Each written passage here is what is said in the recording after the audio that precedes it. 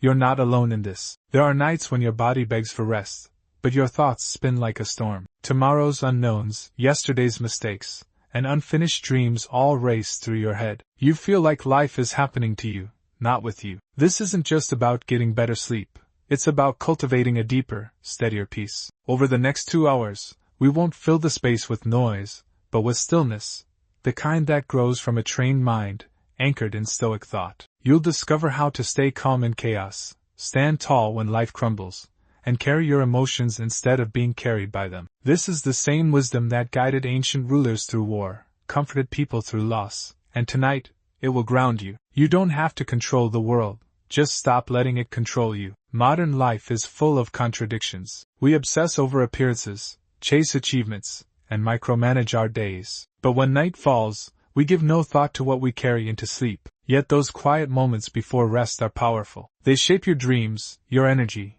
and your lens on the world. That final thought before sleep isn't just a whisper. It's a message to your subconscious, the last command before the brain takes over. If it's filled with fear or frustration, your mind records it like fact. It lingers, festers, and influences everything. But offer your brain a calmer input, and you're not just sleeping, you're reprogramming yourself at the root. You've felt it before. Those nights where anxiety follows you into bed, your body still, but your mind busy. And in the morning, though you did nothing but lie still, you wake up drained, as if you'd spent the night running. That's no accident. Your brain spent the night trying to process emotional clutter you left unresolved. The cost? Your peace. On the flip side, a Stoic uses these moments to reflect and release. Marcus Aurelius wrote, "Your mind will be colored by the thoughts you dwell on." This isn't just poetic, it's practical. Why end your day painting your mind with shadows? People often assume mental strength requires extreme practices, long meditations or philosophical retreats. But true mental discipline starts small. It's a nightly practice built through repetition. Just like physical hygiene, there's mental hygiene, clearing the residue of the day. It can be as simple as this. Lie down, breathe deeply, and ask yourself, what thought don't I want to carry into sleep? Then answer honestly, and say to it, you don't need to follow me into tomorrow. That's how you build a new mental reflex, one that filters gently, yet powerfully. Imagine each bedtime thought as a seed. Sleep is the rain that helps it grow. The subconscious doesn't judge, it just nurtures. Feed it anger, and anger grows. Offer it peace, and peace deepens. You don't need a degree in neuroscience to feel this truth. Just remember how different you feel after a calm night's rest versus a night of mental unrest. Nobel psychologist Daniel Kahneman's peak end rule shows that we remember the emotional peak and the ending most vividly. Which means, no matter how the day went, what you think right before bed holds extraordinary power. Yet many of us treat sleep like an afterthought, slipping into unconsciousness without care, scrolling until the very last second. But the real power lies in intention. You get to choose how your day ends, and that choice shapes how tomorrow begins. This is your hidden power, your inner space, protected from the outside world. What if, instead of collapsing into sleep, you honored it as a sacred transition? One that deserves your attention, your honesty, your stillness. Start tonight. Place a hand over your heart. Feel the quiet rhythm of life beneath your skin. Then ask, what am I thankful for today? What did I give my best to? What burden can I leave behind? You don't need eloquent answers, just truthful ones. This ritual is like brushing your mind clean. With repetition, it becomes a natural defense against mental clutter. You'll find that your mind begins to reject chaos, not with force, but with familiarity. Peace, over time, becomes your default. People ask, can Stoicism help if my life is a mess? That's exactly when it's needed most. It doesn't demand perfection. It starts with one clear choice. What thought will you fall asleep with? When you can direct your mind at its weakest, that's when you discover your true strength. Sleep isn't just a shutdown. It's the moment when the conscious self passes the baton. And if your inner world is stormy, that baton becomes a burden. But if you're mindful, it becomes your power. Sleep, to the Stoics, wasn't escape. It was preparation. It was practice in letting go, in organizing the inner world, in training for clarity. A quiet mind before bed isn't just restful. It's a quiet victory. You don't need a loud win. You need silence that reflects inner order. The restless carry war into sleep. The grounded carry peace. That's the difference between surviving the night and truly resting through it. If you want to live differently tomorrow, begin by ending today differently. Don't rush into unconsciousness. Let the day close with care. 5 honest minutes is all it takes to reset your inner compass. Most people chase change through external means. But stillness, intentional, practice stillness, is what shapes a stable life. The secret isn't morning motivation. It's nighttime reflection. Real happiness isn't loud. It's not the thrill of attention or the high of winning. It's not something you buy, display, or broadcast. Most people don't seek happiness. They chase stimulation. We confuse feeling good for being fulfilled. But that feeling is fleeting. It fades. And when it does, we chase the next high. True peace isn't exciting. It's steady, quiet. Real happiness, the kind Stoics talked about, lives in stillness, not spectacle. We're conditioned to think happiness comes from achievement, from possessions, praise, perfect circumstances. But look closely, and you'll find that many who have everything still feel empty. Because happiness isn't in the having, it's in the mind interpreting the having. One person feels whole with little, another lost despite much. Stoicism flips the modern script. It doesn't promise pleasure, it promises strength, and from that strength comes peace. The Stoics didn't wait for peace, they practiced it. Marcus Aurelius questioned himself each night. Seneca embraced simplicity despite wealth. Epictetus, born into slavery, found freedom within. They didn't need perfect lives to find clarity. They trained their minds not to fall apart when the world did. And that's the essence of Stoicism. Not numbness, but focused resilience. But how do you find inner calm when your mind feels chaotic? That's when practice matters most. Stoicism isn't about pretending you're unaffected. It's about identifying which thoughts to engage with, and which to release. Like watching trains at a station, you don't board everyone. You observe, you choose. This is the discipline. To know what deserves your attention, and what doesn't. Nightly reflection is one of Stoicism's most practical tools. It's not romantic. It's real. It's the habit of reviewing your day like a strategist. What did you do well? Not for ego, but to reinforce inner trust. What could have gone better? Not to dwell, but to grow. What will you do differently tomorrow? Not to escape, but to evolve. This framework turns emotions into insight and gives structure to your growth. Science backs what Stoics knew intuitively. Self-reflection reshapes the brain. It strengthens your ability to manage emotion and make decisions. When you reflect regularly, you become calmer under pressure. The prefrontal cortex, responsible for reason, becomes more active. The more you reflect, the less you react. The less you react, the more you live intentionally. That's not philosophy, that's neuroscience. So ask yourself, will you spend your final waking moments scrolling through someone else's life? Or untangling your own? You don't need an hour, just a few quiet minutes. This isn't homework, it's self-respect. Epictetus once said, "You're not free unless you master yourself, and that means learning to regulate your reactions, not be ruled by them." Misunderstood? Calm, unseen? Still worthy, overwhelmed? Still present. That's freedom. The real test isn't in how you act when things go well, it's how you sit with yourself when they don't. Can you be with your own silence and not fear it? Can you feel disappointment and not lose yourself to it? These aren't signs of weakness. They're openings for growth. If you can train yourself to sit in silence and still feel whole, you've found something rare. A happiness that doesn't need an audience. So try this tonight. No noise, no distractions. Just sit, just breathe. Ask one simple question. Did I live today as the person I want to become? Let the answer come without forcing it. It might be messy, or quiet, or unexpectedly tender, but it's real. And the more often you do this, the clearer your life becomes. Because true happiness isn't constant joy, it's consistent clarity. A peace that stays with you, not because life is easy, but because your mind is finally still. And when your mind is still, your body will follow. Deep rest isn't about physical exhaustion. It's the natural result of inner harmony. The Stoics didn't look outside for peace. They found it in the space between thoughts. In that space is where your freedom lives. So yes, tomorrow the world will still be chaotic. But you'll meet it differently. Because you ended today on your own terms. And that's where change begins. With the small, nightly choice to stop chasing and start choosing. Happiness isn't out there.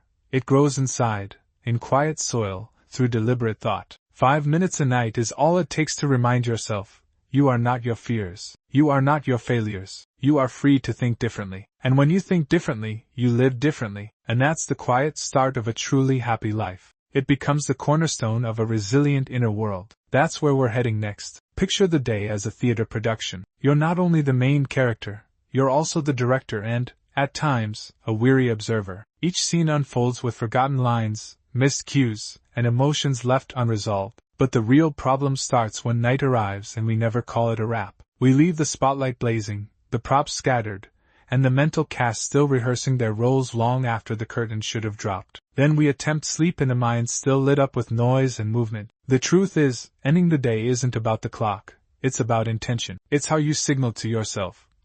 That's enough for today. Ironically, in a world where everything can be paused with a button, we've lost the ability to truly stop. Without that mental closure, the mind just rolls on as if daylight never ended. Night isn't just a dimmed extension of the day, it's a separate landscape altogether, and getting there requires a crossing. The Stoics named that crossing, evening reflection, not for harsh self-criticism, but for insight. Not to fix everything, but to understand, to witness, and to let go. Seneca didn't write at night to check off tasks. He asked, "What was I really thinking today? Why did I respond like that? What was mine to own, and what wasn't?" Maybe you've experienced it, the body in bed, but the mind still at the office. Darkness in the room, but mental screens blinking with unfinished thoughts. Like a browser with too many tabs, your brain strains under the weight. You wake up drained, not because you slept late, but because you never mentally shut down. The Stoics knew this restless state. They didn't force silence or numbness. They simply didn't surrender the controls. Emotions came, but they didn't get to drive. Like watching the rain from a window, they saw the storm without stepping into it. Detachment isn't apathy. It's the awareness of emotion without the need to become it. Modern life erodes boundaries. Work flows into rest. Day merges into night. We check email at midnight. We respond to texts before setting the phone down, so our brain never receives the message. You're safe now. You can stop. It stays alert, pumping stress chemicals as if the chase continues. That's why we need a ritual, not a superstition, but a repeated, meaningful action that says, "We're done." For some, it's writing. For others, slow breathing. A quiet walk, no destination. The method doesn't matter. What matters is rhythm and intention. Like clearing the stage after every show, your ritual resets the mental scenery. Psychologists call it a cue, a signal that nudges the brain to change states. Charles Duhigg, in The Power of Habit, described this loop: cue, routine, reward. An evening ritual becomes that first cue. Over time, it's not just a habit, it's a bridge from chaos to calm. And the beauty? That bridge doesn't need to be grand. A warm drink that slows your pace. A small note reflecting pride, growth, or peace. 10 honest breaths. No technique, just presence. A screen-free room with soft light. These small acts, done with consistency, become anchors in a turbulent sea. They declutter not just your space, but your inner stage. Neuroscience confirms it. Your brain doesn't just respond to dark, it responds to patterns. Familiar evening actions trigger the release of melatonin. A nightly sequence, tea, reflection, silence, dim light, becomes a message. You're safe to rest. Then sleep stops feeling like a struggle and starts flowing naturally, like a door swinging open at the sound of a familiar knock. But we often distrust simplicity. We chase complexity. 30-minute meditations, pages of journaling, detailed plans. These high bars become barriers. Daniel, a developer in Berlin, fell into this trap. Every night, big plans, meditate, journal, read deeply. Most nights, he did nothing, until he tried something small. Just 3 sentences, 1 gratitude, 1 frustration, 1 release. Less than 3 minutes, but they were golden minutes. Slowly, he slept easier. Not because the words were magic, but because they acknowledged the day and put it to rest. When your mind feels seen, it stops shouting. The real question isn't, "Do you have time?" It's, "Can you end the day, even if it wasn't perfect?" The Stoics didn't chase perfect. They practiced closure. They knew even a rough day could be closed with grace if we meet it, learn from it, and let it go. Carl Jung said, "Until you make the unconscious conscious, it will direct your life and you will call it fate." That isn't metaphor, it's mechanics. What you don't look at drives your choices in silence. If you never examine your thoughts, your emotions, your habits, they will pilot your life. Every outburst, every irrational fear, every repetitive behavior, it's a shadow you haven't faced. And the danger isn't being controlled. It's not even realizing you are. You'll say, "It's just how I am," or worse, "That's just my luck," all while the past keeps echoing. So start small. 1 breath, 1 note, 1 honest question. What will I keep? What will I release? If you've made it this far, take a minute, just one. Don't write, just feel the shift, the mental lights dimming, the stage finally quieting, because when you learn how to end a day, you give yourself permission to begin again. You can't greet tomorrow if you're still tangled in today. That's why the Stoics didn't start their day with to-do lists. They began with a farewell to yesterday. Only when you've truly released the past can you meet the present fully. In the fragile dawn, between rest and activity, there's a rare clarity. Most people miss it. Phone in hand, heart already racing. But the Stoics treated it as sacred. They didn't rush into action. They reset their perspective. They reminded themselves, today could be difficult, and that's fine. Stoics didn't fear adversity. They prepared for it. Marcus Aurelius reminded himself each morning, today I may meet liars, fools, and the ungrateful, not to dread them, but to be ready, because the real fear isn't the event, it's our shock when it comes. A warrior doesn't panic in battle if he's rehearsed it in his mind. That's why Stoics practiced negative visualization, not to live in fear, but to live with clarity. When you imagine loss, you appreciate more. Gratitude doesn't come from more stuff. It comes from knowing it could all vanish. A power outage reminds you how precious light is. A bad cold makes you thankful for painless breathing. Negative visualization, beyond building strength, deepens joy. Once you've pictured the storm, it doesn't scare you as much. People get soaked in the rain because they didn't expect it. The ones with umbrellas? Calm. Visualizing setbacks isn't pessimism, it's preparedness. And in that readiness you gain peace. Make this part of your morning, and your days will start to change. Imagine waking on a tough Monday, big meeting, instead of hoping, let it go well. You say, maybe it won't, maybe I'll falter. Then you ask, and if I do? Will I survive?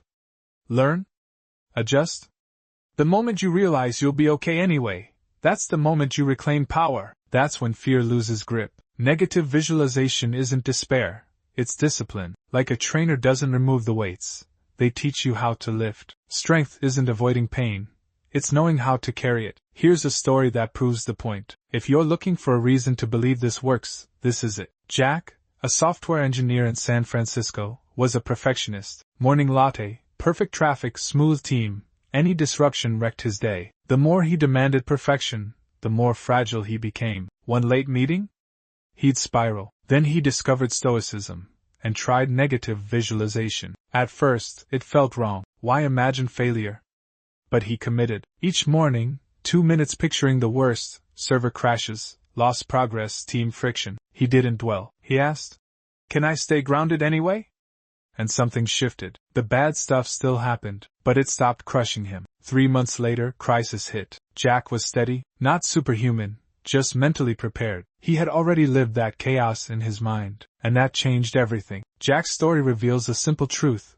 Pain isn't always about what happens, it's about how surprised you are. Anticipate it, and you take away its sting. Science supports this. Harvard psychologist Daniel Gilbert noted, we underestimate how well we adapt. We imagine pain will destroy us, but we cope better than expected. So visualizing the worst doesn't break us, it builds us. And when the hard moments come, we're ready. Even good news feels brighter. That's the gift. Picture losing your health, you cherish ease. Picture losing your voice, you savor being heard. It's not about fear, it's about seeing clearly. Seneca wrote, he robs present ills of their power who has perceived their coming beforehand. And once you see the storm, it loses its power to knock you down. Training the mind is like building a fortress, not because it resists every blow, but because it bends without breaking. You can start tomorrow. When you wake up, don't grab your phone. Look up at the ceiling. Ask, what might test my patience today?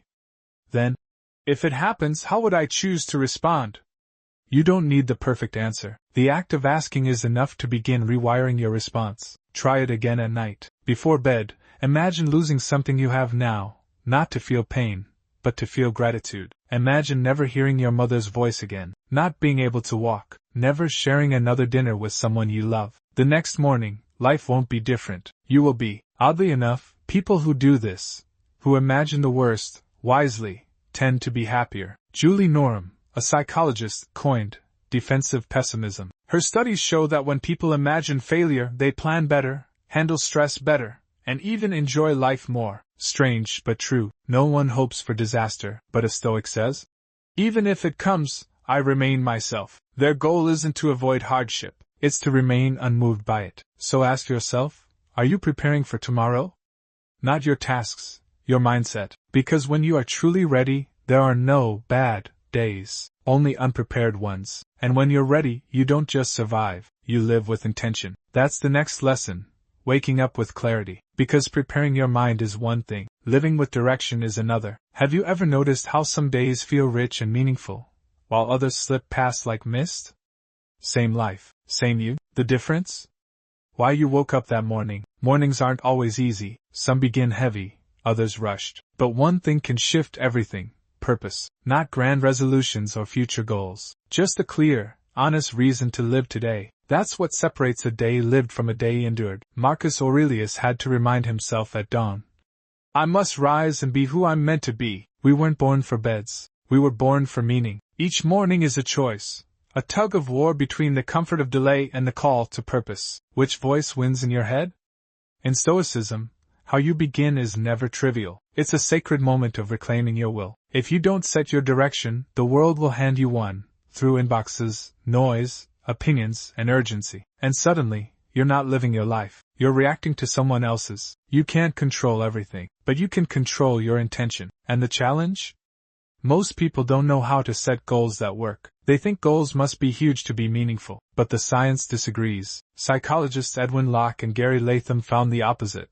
The more specific your goal, the more action it drives. Vague goals like be happy confuse the mind. It's like using GPS without entering a destination. You know where you are, but not where to go. So set better goals. First, make them specific. Be healthy is vague. Jog 15 minutes is clear. The brain loves clarity. Second, make it hard enough to grow, but real enough to reach. Don't write down 10 tasks just to feel busy. Pick 1 to 3 that truly count. Third, tie it to your values. Why does this matter to you? Goals without meaning don't last. If you want calm under pressure, let it be because you value inner peace, not praise. A goal with soul lasts longer than one made of paper. Fourth, break it down. Don't finish the book. Write 300 words. Don't lose 5 kilos, skip soda. Big change is built on small steps. Finally, use a strategy called implementation intention. If X happens, I'll do Y. For example, if I feel lazy after brushing my teeth, I'll sit down and write 3 sentences. This rewires your instincts into habits. And one more thing, don't start your day with your phone. That habit puts you in the world's current before you even know who you are. Instead, spend 5 minutes asking, what matters most today? Write it down by hand. That act alone can change the direction of your life. Ask, is this worth trading my day for? That question returns your time to you. Time doesn't come back. If you spend it on what doesn't align, you're living as if life is infinite. It's not. Here's what most people miss. Goals shape emotion. If your goal is to avoid judgment, your day will be filled with fear. If your goal is to learn, your day will feel like growth. Choose well, and even hard days feel worthwhile. Choose poorly, and even easy days feel exhausting. And if you think you have nothing meaningful to aim for, remember, you don't have to change the world. Just be honest. Sometimes your truest goal is just not snapping at someone who frustrates you. That's more than enough. A clear purpose won't make you perfect, but it will help you sleep better. Because you didn't drift. You decided. That decision creates peace. Not loud peace, quiet peace. The kind that says, I lived on purpose. So tomorrow, before your feet touch the floor, pause and ask, if today was the only page I get in the story of my life, what would I write? That answer won't change the world, but it will change how you live. And that's where everything begins. A meaningful day isn't perfect. It's simply repeated, because repetition becomes character. And if you ever feel stuck, don't force yourself. Just reconnect to what matters. The best motivation isn't pressure. It's meaning. Live each day as if it completes the puzzle of your life. Because when each day finds its place, so do you. But even when you start strong, your mind will wander. Fear will creep in. Doubt will whisper in your quietest hour. So once you learn to begin with clarity, you must also learn to stay steady when storms come. Because a mind that knows what it's for must also know what not to fall for. Fear doesn't always scream. Sometimes it whispers. In the quiet, it speaks loudest. Like a creak in an empty house, it slips into your thoughts. One glance, one unread message, one pause too long, and suddenly your mind spirals. Are they mad? Am I failing? Is something wrong? One pebble becomes a mountain, and the worst part? You don't even remember how it began. Stoics don't pretend fear isn't real. They just ask, is this fear true? That one question opens the door. Because here's what most forget. Our brains evolved for survival, not happiness. They scan for threats, magnify danger, expect the worst. That once kept us alive. But now we live like we're being hunted.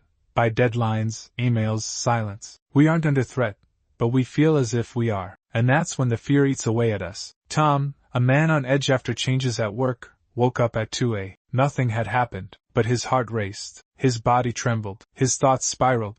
What if I get fired? What if I can't pay rent? He stared at the ceiling. Outside, silence. Inside, chaos. Why does fear strike hardest in quiet? Because in stillness, you hear the voice inside. And if you don't master that voice, it masters you. Seneca, Epictetus, Marcus Aurelius, they all reach the same truth. It's not the event, it's your judgment. You're not afraid of losing the job. You're afraid it means you're a failure. You're not afraid of rejection. You fear it proves you're unworthy. Fear isn't out there. It's the meaning you assign. So peel it back. 1. Powerful way? The premortem. Instead of imagining success, imagine failure. What went wrong? What did you miss? This isn't pessimism, it's preparation. If you fear blanking out during a presentation, what if you do? You'll learn, you'll improve, you won't die. Fear loses its power when you face it on your terms. Research backs this. A study from UC found that naming your fear lowers amygdala activity and boosts emotional control. That's why Stoics wrote daily, not to vent, but to understand. Writing clears the mental knot. Ask, what am I afraid of? Why? Is it true? What's the worst case, and how would I handle it? And when writing isn't enough, act. Splash cold water on your face. Go for a run. Tidy your space. These actions ground you. Fear lives in the future. The present is fearless. That's what Tom learned. After restless nights, he wrote his fear. I might lose my job. Then he made a plan. Update resume, call contacts, cut spending, find side gigs. When done, he didn't feel brave. He felt calm. Because fear didn't vanish. But he reclaimed power. Another tactic? Schedule your worry. Pick a time, say 5 p. For 15 minutes, worry freely. But outside that slot, if anxiety creeps in, remind it. I'll see you at 5. Over time, your brain learns. Fear doesn't get to run your day. Here's one last image. Think of your mind as a browser. Every fear is an open tab. Too many tabs, and everything slows. Sometimes peace isn't found in answers. It's found in closing tabs. Ask, is this thought helping? If not, shut it down. So, what are you afraid of? And is that fear a fact, or a guess? Face it. Don't run. Don't fight. Just see it. When you do, fear becomes less an enemy and more a signal. It shows what you care about, what you need to prepare for. Ask, if I weren't afraid, what would I do? Then do a little of that, right now, and if you're waiting for a sign, here it is. Fear no longer controls you, and that's stoicism, not fearlessness, fear-faced. He began sleeping better, not for melatonin or a better mattress, but because he made peace with what mattered. I want to hug my mom longer. I want to finish my unfinished book. I want to forgive the person who hurt me. His mind, once cluttered with delay and regret, was now free. Think of your mind like a room. Before bed, sweep it clean. Don't let unresolved thoughts rot in corners. Don't drag chaos into sleep. Review your day. What's essential to remember, and what deserves release. The Stoics called this a mental cleansing, a quiet ritual to prepare the soul for rest. Try this. Power down your screens. Take a blank sheet and jot 3 things you appreciated today. Nothing grand, just the scent of morning coffee, or a text from a friend. Then write 1 thing you'd do if you knew time was short. Now ask, are you living like that matters? If not, tomorrow holds your answer. Neuroscience supports this. Reflecting on mortality activates regions tied to empathy and purpose. Done right, it doesn't depress, it clarifies. You stop fearing failure, criticism, or judgment. You realize the true loss isn't death, it's distraction. If life feels like a treadmill, endless and draining, try this. Sit quietly and ask, what if tomorrow never came? What would you release? Who would you reach out to? What truth have you avoided? The answers might shake you, but they won't surprise you. Deep down, you already know. You've just lacked the courage to act. Seneca once warned, you fear death like mortals, but live like immortals. We stress over small risks like we'll die today, but delay dreams as if we'll live forever. The irony is profound. That's the core of memento mori, not a fixation on death, but a call to live awake. The Gospel of Luke tells of a rich man who, after a bountiful harvest, planned to build bigger barns and enjoy decades of leisure. But that night he died. God said, "You fool, tonight your life is required of you." The parable doesn't condemn preparation, it warns against presumption. The danger isn't planning, it's postponing what matters under the illusion that we'll always have time. We delay forgiveness, connection, creativity, thinking there's always later. But every night is a door that may not reopen. Yet within that stillness, we're given a gift, a final moment to decide if we're living with intent or just coasting. Tomorrow is never guaranteed, but the end of each day is, so treat it with reverence. Each night is a soft farewell, each morning, a resurrection. Memento mori isn't morbid, it's motivating. It helps you live with clarity and depth,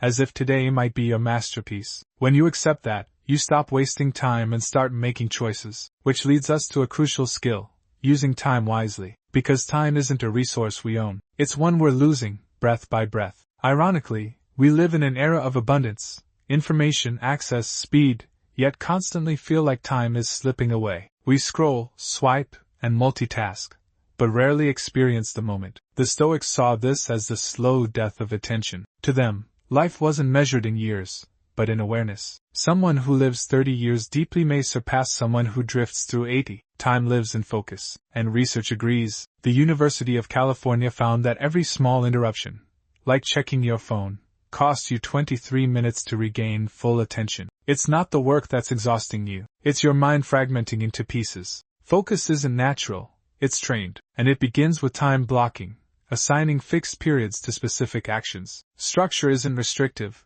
it's liberating. Let's say you block 9 to 11 a. for deep work, 11 to 12 for messages, and a 2 p. walk. That's not rigidity, it's design. It tells the world what matters to you, and more importantly, it tells you, if you don't guard your time, someone else will steal it without guilt. Another powerful tool, the Pomodoro method. Work 25 minutes, rest 5. This rhythm prevents burnout and boosts motivation through small wins. For procrastinators, it turns mountains into manageable steps. You don't need to finish the whole report, just begin. The Stoics and science agree. Action creates emotion, not the other way around. Don't wait to feel ready. Start, and clarity will come. Think of how many times you've delayed something important, waiting for the perfect moment, and how often that moment never arrived. That's why the Stoics say, don't manage time, manage behavior. Time keeps moving, regardless of your plans. The question is, are you moving with it, or against it?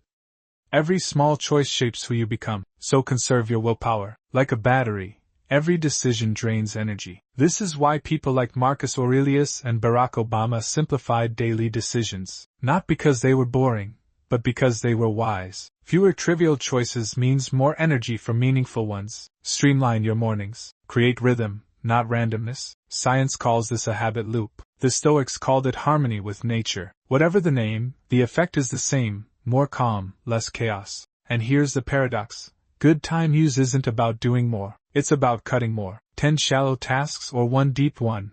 What changes your life? Start each morning with a powerful question. What's the one thing that, if done today, would make everything else easier or irrelevant? That's the core of The One Thing by Keller and Papasan. They found success isn't about effort, it's about essentialism. Doing less better. Marcus Aurelius reminds us. You could be good today, but you choose tomorrow. That's our tragedy. Postponing what matters most, health, growth, love. We delay it endlessly, not because we lack time, but because we lack clarity. The Stoics had theirs. Act on what you control, release what you don't. Don't waste time chasing what doesn't belong to you. Yet how often do we let one rude comment, one boring meeting steal our whole day? If you're serious about reclaiming time, design your day like a sacred blueprint. Morning to night, not rigid but clear. Assign each block a single purpose. When working, just work. When resting, unplug. Multitasking fractures your focus. Monotasking restores it. The Stoics called this integrity. And when you feel scattered, lost in the blur, pause. Just for a moment. Inhale, exhale. Ask, if I had just 3 hours left, would I keep doing what I'm doing now? That question slices through distraction like a blade. We don't need smarter calendars. We need sharper awareness. Because if you don't know what matters, everything will steal your time. Time is neutral. Your choices aren't. So once you've learned to block time, there's another lesson. Learn to rest like an artist. In a culture obsessed with speed, rest feels taboo. We wear exhaustion like a trophy, but slowly, silently, it eats away at our minds. We ache, snap, forget, not from weakness, but from depletion. Like a sword used daily without pause, we dull until we break. Rest isn't quitting, it's sharpening. The mind, like any tool, requires care. Imagine running your car for months without oil. That's how we treat our brains. We fear that resting means falling behind. But in truth, rest brings you forward, clearer, stronger, calmer. Consider the story of John Henry, a man who outworked a machine but died from the effort. How many of us are modern John Henrys, burning out under pressure? Collapse rarely comes suddenly. It arrives through signs we ignore: fatigue, tension, irritability. Rest isn't laziness, it's survival. Even the Stoics, often misunderstood as emotionless, valued rest deeply. Marcus Aurelius set aside daily time for reflection and stillness, not to escape, but to return stronger. Rest isn't avoidance, it's strategy. Intentional rest is not giving up, it's giving space. The wise rest not from lack of ambition, but from abundance of clarity. They silence their phones, decline distractions, walk in nature, sit in silence, just breathe, let the noise fall away. This is a Stoic retreat, a sacred withdrawal, not to run, but to recalibrate. And then there's sleep, the most neglected rest of all. Once seen as nature's gift, it's now treated like an obstacle. But without rest, your mind becomes a cracked mirror. You react instead of respond. Your emotions spike. Your vision blurs. Sleep isn't a luxury, it's a necessity. And not just for energy, but for clarity. Yet sleep doesn't come easily when we carry the day into bed. Blue light, endless scrolling, late-night arguments, these rob us of rest. The Stoics understood transition. They treated sleep like a ritual. Dim the lights, reflect with gratitude, breathe, let the body know the day is over. The mind can land. But the greatest sleep thief? Control. The illusion that if we worry more, plan more, we'll be safe. But the more we grip, the more peace slips away. The Stoics practice surrender. I've done my part, the rest is not mine. And then they slept, not because life was perfect, but because they believed it was enough. That's courage, to let go. In a world obsessed with control, those who can release are the ones who lead. Real power lies in balance. Athletes rest to perform. Artists pause to create. So why do we push endlessly, as if breaking is noble? Ask yourself tonight, what am I chasing? And am I breaking to get there? You can't grow if you're always grinding. Sometimes, the bravest thing is to stop. And once you've mastered rest, there's one more layer: emotional release. Because a resting body isn't always a peaceful mind. Some nights, your limbs lie still, but your thoughts are loud: regret, anger, worry. To truly rest, you must release not just tension, but stories. The Stoics knew emotions are waves, not commands. They didn't fight feelings, they questioned them. A comment doesn't hurt. The story you tell about it does. So before bed, try this. Write down what's bothering you, then ask, is this true? Often, it's not truth, it's fear in disguise. Clarity begins here. Naming emotions is powerful. Not, I am anxious, but I feel anxious. That small shift creates distance. It reminds you, you are not your emotion, you are the witness. In conflict, don't replay, don't suppress. Instead admit, I feel hurt, but I won't carry this into tomorrow. That's Stoicism in action. Acknowledge, understand, let go. Build a habit of emotional hygiene. Skin your thoughts like a body. Where does it ache? What needs release? Write it, breathe it, share it, but don't sleep with it. Try interviewing your feelings. Why are you here? Most come to protect you. Thank them, then say, I'll handle this tomorrow, for now I rest. Emotions aren't enemies, they're messengers, loud friends. Treat them kindly. At night, distraction fades. That's when the truth speaks loudest. Listen gently, and let it pass. Movement fades. In its place, silence rises. And with it, the mind's true voice. If you've never learned to sit with it, it can swallow you. Stoics don't train to numb emotion. They train to understand it. Like a blade kept sharp, not to hang on the wall, but to wield when needed. Your mind deserves the same care. You shape it before bed so it doesn't pull you awake at 3 a.m. For many, sleep feels like trying to rest inside a mind that's still buzzing, like an inbox flashing alerts and demands. But Stoics? They shut it down. They sort, file, and archive the day. Even 3 quiet minutes of reflection can clear space. Ask, where did I lose control today? Not to scold yourself, but to grow. Then, what emotion still lingers? And finally, place a hand on your chest and say, things are incomplete, but I am allowed to rest. Negative emotions are like bags slung over your shoulders. At first, you hardly notice, but after a full day, the weight digs in. By night, you're sore and bent, yet you drag the same burden to bed. That's not rest, it's collapse. Emotional mastery doesn't mean tossing the load forever. It means knowing when to release it, and when to lift it again with fresh strength. Some nights you'll feel weak for feeling anything at all, but real strength is admitting that you feel everything and still choosing to stand. If you want to calm your inner world before sleep, do this. Play soft music without lyrics, dim the lights, put away your phone for 5 minutes. Let your mind wander, don't chase positivity, and don't wrestle negativity. Let it all pass, like watching a stream drift by. Unresisted emotions will always find a way out. Some things you can't control, what someone said, how the meeting ended, why they never replied, but one thing remains yours: how long you allow those moments to follow you. Stoics don't take those ghosts to bed. Emotional regulation often feels psychological, but it's also physical. You're tired, underfed, underrested, the body weakens, and emotions flare. Sometimes the best remedy isn't philosophical. It's a warm tea, a gentle light, a quiet room, and surrendering to rest. Simple, but powerful. Practicing Stoicism isn't about quoting ancient texts. It's about choosing not to scroll endlessly, about writing one honest sentence in a journal, about naming one thing you're grateful for. These are small acts, but they build strong minds. We're never taught to let go. We're taught to grip, to strive, to prove. But Stoicism teaches the inverse. You're not meant to carry it all, especially not into the night. Night is for restoration, and you can't start anew if you're still buried beneath yesterday. Before turning out the light, ask, what thought doesn't need to follow me to morning? You don't need an answer right away. The asking is enough to loosen its grip. Often, what you need isn't a solution, but stillness. In Stoicism, sleep isn't passive, it's intentional. It says, I did my part today, now I release it. And when you learn to end the day well, the next step is no longer control, it's surrender. Because most anxiety isn't born of chaos, but of control gone unmet. This leads us to one of Stoicism's deepest truths. Expectations are a quiet source of suffering. We think they help us strive, but often they shackle us. Ask yourself honestly, why do we expect?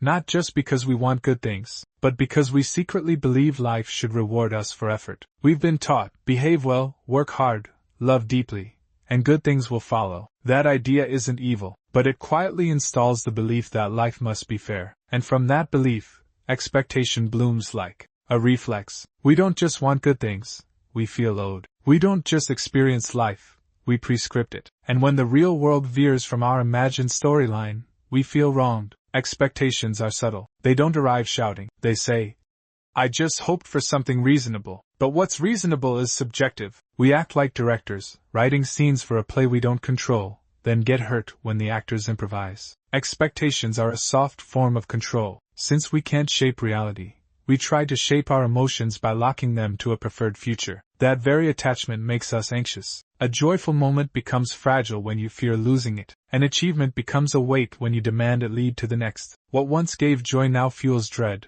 because of expectation. And it's not all internal. We're surrounded by a world that constantly fuels expectation. Social media turns daily life into a highlight reel. We don't just live, we compare. And in comparing, we adopt timelines and goals that were never ours. We begin to resent a present that never did anything wrong. But in Stoic thought, freedom lies in the mind, freedom from being dragged by any desire or demand. Epictetus said it clearly.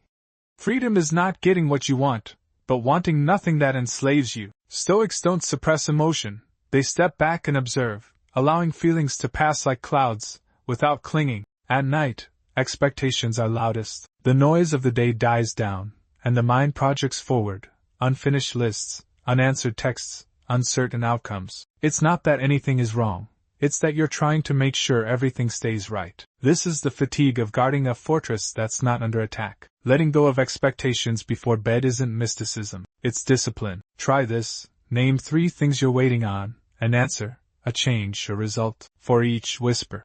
Even if it never comes, I'll be okay. That's not pessimism, it's power. It says, I can endure, I can let go. In the morning, shift from, I hope this goes well, to, I'll meet whatever comes. That simple change anchors you. When you're not stuck on how things should go, you're free to respond to how they do. Stoics don't demand a gentle world, they build gentle minds. A friend of mine lost his job the day his first child was born. He said, "I didn't just lose work, I lost who I thought I was." That stayed with me, because so often, we don't just expect outcomes, we expect identities. And when reality doesn't match, we unravel. But the Stoic asks, was that self-image ever mine to begin with?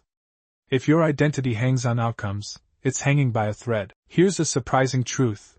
Expectation is often a form of laziness. It wants the world to conform, so we don't have to. It wants a formula, do X, get Y. But life doesn't honor formulas. It gives, takes, surprises. The Stoic is one who prepares to adjust, not to control. Marcus Aurelius said, "It is not things that disturb us, but our judgments about them. You can't erase events, but you can rewrite your response. That alone can unlock peace." Try this tonight. Write down, "I don't control the outcome, only my response." Read it 3 times. Breathe. Feel your body. Are your shoulders loosening? That's release. That's trust. Not in certainty, but in your ability to meet uncertainty. Let your sleep be a place of release. Welcome tomorrow not with rigid plans, but with openness. When that becomes your rhythm, you'll find expectations were a weight you no longer need. And if you feel empty without them, fill that space with something ancient and powerful. Gratitude. The next idea is this. Life doesn't need to change for you to feel whole. You just need to see what's already here. Gratitude isn't some sweet, seasonal virtue. It's a tool, a daily key to inner clarity. And here's the twist. We live in the most comfortable age in history, yet we feel perpetually lacking. Why? Because we no longer see what's enough. Maybe you no longer worry about food or shelter. Maybe you even have the love, work, or security you once longed for. And yet there's still that background hum, that feeling of not enough. This is the hidden hunger of modern life. It's not survival we're chasing anymore. It's satisfaction. And satisfaction is slippery, especially in a world that profits from your discontent. But Stoicism cuts through that noise. It says, you are already holding more than you realize. You don't need more to feel full. You need clarity to see what's already yours. Gratitude, for the Stoic, isn't sentimental. It's strategic. A way to stay grounded in a world that pulls you in every direction. It trains your focus away from what's missing and back to what's meaningful. It's not reserved for grand events. It's found in the texture of daily life. A kind word, a meal, a warm room, a chance to try again. Even pain, when seen through the right lens, becomes a gift, because it sharpens the appreciation for peace. Every day, we're invited to forget what we have. Ads show us newer, faster, better. Social media shows us curated perfection. It's easy to look at your life and feel like you're behind. But behind what? Gratitude slows that chase. It reminds you, nothing is owed, and everything is a bonus. You woke up. You have a mind that reflects, a body that breathes, people who've crossed your path. These are not small things. They're everything. Try this.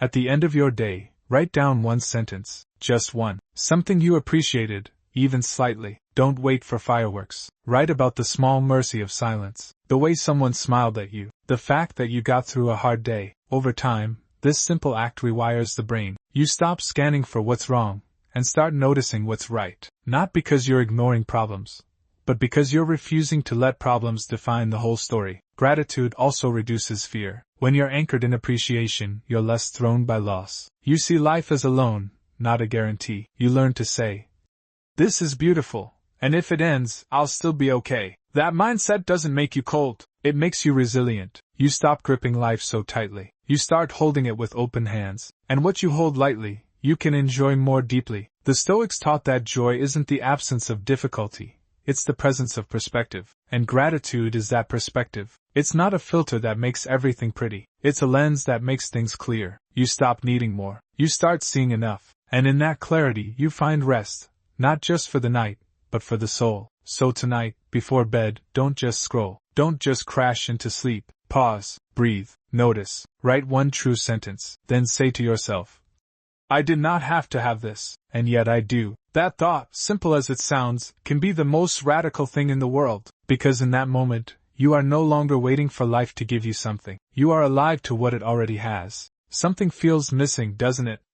That's no accident. The untrained mind isn't designed to rest on what's present. It defaults to what's absent. It hones in on shortcomings, exaggerates imperfections, and builds entire narratives around discontent. You can receive 10 words of praise and 1 word of criticism, and it's the criticism that echoes. A day might be filled with hours of peace, yet a single jolt of frustration steals the spotlight when you lie down at night. This isn't personal failure, it's ancient programming. But if we don't consciously redirect it, this default lens quietly crafts a life of perceived lack. The Stoics never ignored adversity. They simply refused to let adversity define the frame. Gratitude expands the frame. It's like squinting through a keyhole, and then opening the door to see the full room. There's always more here than first meets the eye. You don't need miracles to shift perspective. A warm meal, a solid night's sleep, a smooth commute. These tiny moments can form the bedrock of a more grateful, centered life.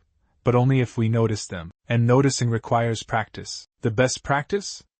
Write it down, not on your phone, with your hand, on paper. There's power in the physical act. It bridges thought and body. It slows you down, makes you pause. 3 specific things each night. Not vague. Not, I'm grateful to be alive. But, today, I ate lunch on time after 3 days of skipping. Specificity brings clarity, and clarity brings feeling. At first, it might feel mechanical or hollow. Keep going. 1 week later, you'll begin to see the difference. You won't just write about good things. You'll start seeing more of them in real time. Not because the world changed, but because you did. Like a novice musician overwhelmed by missed notes, you'll start to hear the harmony underneath. That's how the mind works. What we train it to see, it begins to seek. Gratitude won't erase your pain, but it will contain it. When loss arrives, the grateful still grieve, but they aren't consumed. They recognize what's still here. When plans collapse, they still feel the sting, but they value the insight gained. Rejection hurts, yes, but it doesn't paralyze them. They see the courage it took to show up at all, and that's what keeps them moving. Someone once told me, I can't practice gratitude, my life is chaos. I asked, can you still open your eyes in the morning? He said yes. I said, then you have a place to start. This might sound overly simple, even cliché, but it's usually the fundamentals that stabilize us. You don't appreciate air until you struggle to breathe. You don't appreciate your legs until you can't walk. So why wait for absence to begin noticing presence? Think of negative thoughts like ink in a glass of water. Gratitude isn't bleach, it's clean water. The more you pour in, the more that ink dilutes. A mind full of appreciation doesn't get thrown off by every annoyance. But a dry mind? A single drop of frustration clouds everything. This isn't philosophy, it's a skill. The ability to reduce the weight of negativity by creating room for the good. And when it comes to people, gratitude deepens connection. It tunes your eyes to what's admirable in others. You judge less, appreciate more. You say thank you, not as a formality, but with sincerity. That sincerity softens the room. People feel recognized, and people who feel seen treat others better in return. This is how you quietly shift relationships, without preaching, just by being. So where do you start? Keep it simple. Write 3 things you're grateful for before bed. Then, once a day, pause and silently say, right now, I'm grateful for, and finish the sentence. Doesn't need to be grand. Could be a sip of cold water or the end of a long meeting. These moments are micro-reboots. They interrupt the autopilot. Want to go deeper? Write someone a thank you letter. Doesn't need to be someone who saved your life. Just someone who showed up, wrote a kind word, was quietly there when you needed presence more than solutions. Write it for them, but also for you. That feeling doesn't just lift you, it ripples forward. You never know. Your note might be the one lifeline someone's been needing. Still skeptical that such small things matter? Science says otherwise. In a study by Dr. Robert Emmons at UC Davis, people who listed 5 things they were grateful for each week showed big results in just 10 weeks. They slept better, felt happier, exercised more, even saw the doctor less. Gratitude didn't just shift their moods, it changed how they lived. They became more compassionate, more open. Brain scans now show gratitude activates dopamine and serotonin, the natural chemicals behind well-being. It calms your nervous system, softens anxiety, pulls you out of envy and back into presence. Writing down gratitude isn't fluffy positivity, it's a cognitive rewiring tool. And best of all, it's available to anyone anywhere. All it takes is intention and repetition. No one else can do this for you, and no one needs to. If you've ever been stuck in a spiral of resentment or worry, this is your exit ramp. Gratitude is the pause button in a noisy, judgment-filled world. Press it enough, and it starts pressing itself, but only with consistency. Just like we shower daily, our minds need daily cleansing too, especially when life is loud, and when gratitude becomes part of your internal landscape, it still requires balance. Because even good things, when clung to rigidly, become pressure. So how do you keep the gift of gratitude without letting it become a burden? That question leads us to balance. In a world that glorifies speed, we forget, resilience isn't just pushing through, it's knowing when to pause. Balance sounds simple, but it's one of the hardest skills to maintain. It's not about splitting your day into neat boxes. It's about knowing when to lean in and when to let go. A Stoic doesn't spend their life charging into battles. They listen to life's rhythm, when to crash like a wave, and when to pull back like the tide. A man can do everything, right, wake early, grind hard, hit goals, and still feel numb. Burnout isn't always from too much work. It's from forgetting how to rest. Most of us know how to push. Few know how to breathe. Balance isn't about doing less. It's about doing what matters. My friend James thought he had it figured out. Big title, big flights, big discipline. But every night, he needed a drink to fall asleep. Not because he was numbing pain, but because something in him was disoriented. His wake-up call came quietly. A moment alone. A realization he'd missed his mother's health scare. Because of a deadline. That night, he didn't quit his job. He just started quitting what didn't serve him. Fewer side gigs. More human connection. That's when he found real balance. Not in doing everything, but in choosing well. Balance doesn't mean equal parts. It means presence with your parts. Some days need hustle. Others need silence. It's valid, as long as you know why. So here's a question worth asking. Have you ever felt like you had it all, but still felt like leaving it all? You're not broken. You might just be misaligned. Like a ceiling fan spinning off center, still moving, but shaking the house quietly. The damage isn't loud, but it builds. So how do we rencontre? You don't need to flee to a mountaintop. You need to get still enough to hear your own truth. Ask, what truly deserves my energy? This question, asked in stillness, not while scrolling, not while multitasking, can be life-altering. Sit quietly, listen honestly. You'll realize how much you've been handing your time and energy to things that don't matter. Obligations you didn't choose. Responses you don't own. Balance starts not by rearranging your calendar, but by reassessing your values. And once you do, the unnecessary begins to fall away on its own. You won't need discipline to say no. You'll feel clarity on what's worth a yes. One small habit that reinforces this. Protect a pocket of time each week. Call it sacred. No screen, no agenda, no goal. Just you. Doing nothing isn't wasted time. It's a mirror. It shows you who you are beneath the noise. Set a boundary. Draw a digital line. No emails after 8 p. Not for productivity, for recovery. Your brain, like soil, needs rest between harvests. Want to check your alignment? Ask yourself each night, was I still myself today? No justifying, just listen. If the answer is no, that's okay. Awareness is the compass needle pointing home. When storms hit, balance is what steadies the sail. The faster life moves, the more you need stillness. Even planes need stabilization at high speed. Without it, even a slight shake can send everything off course. As ancient texts remind us, to everything there is a season, yet modern life shouts, do it all, now. But doing everything at once is not mastery, it's burnout in disguise. Life isn't conquered by speed, it's lived through rhythm. Like music, the power isn't in every note, it's in the rests that shape the sound. Without pause, life becomes noise. With pause, it becomes music. The voice you hear in that stillness? That's the real you, not the performer, not the pleaser, just you, steady, simple enough. From this place, decisions are no longer forced. You're not pushed by urgency, you're pulled by clarity. You may go slower, but you won't be late. You'll be aligned. And with that alignment comes something deeper than productivity, peace. In a world of swirling uncertainty, where nothing is guaranteed, not success, not love, not health, there's one thing that remains, your response. It's the bridge between chaos and calm, between being broken and being whole. The Stoics never tried to tame the world. They learned to anchor themselves within it. You can't stop the rain, but you can stop cursing the sky. Life won't always wait until you're ready. It won't soften when you're overwhelmed. But your response? That's yours. No one gets to enter your inner life without your permission. But guarding it takes more than a wish. It takes training. Just like strength isn't born, it's built. Peace under pressure is a skill, and you build it by reviewing your day. Each night, write 3 things that bothered you. Then ask, how did I respond? Could I respond better next time? This isn't about rewriting the past. It's about rehearsing for the future. Many think resilience means not feeling. But real resilience is feeling everything without falling apart. It's being human, not hardened. A soft breeze, a sip of tea, a moment that feels untouched by striving. This is real living. This is calm, not in spite of chaos, but within it. And it all begins with one daily question.